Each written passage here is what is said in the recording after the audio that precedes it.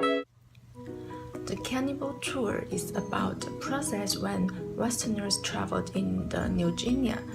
It explained how the tourism economy had influenced the local. The director, well, I don't know how to pronounce his name, made both indigenous people and the tourists speak for their opinions about each other. But just as the old man in the movie said, actually they didn't live in such a primitive way. What he showed to the tourists was the way his grandfather lived in. They were civilized to some extent, but the tourists wanted to see the primitive and uncivilized lifestyle, so they just acted in this way to please the audience, because that's the way how they got the money.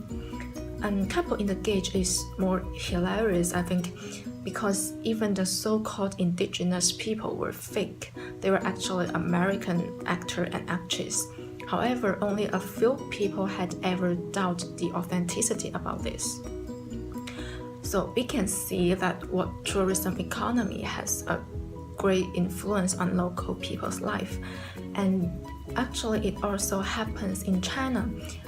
The Yunnan province, where there are many different minorities, is a famous scenic spot. People go there to take a look at what the minorities' life look like. So the minority wear their special folk costumes to greet the tourists, but in reality they don't wear these costumes in their normal daily life. So what they do is for the same reason as the indigenous people in New Guinea. They just construct it, they just do in this way to get money. So here is a short video clip about the minorities living in Yunnan, about how they greet the tourists.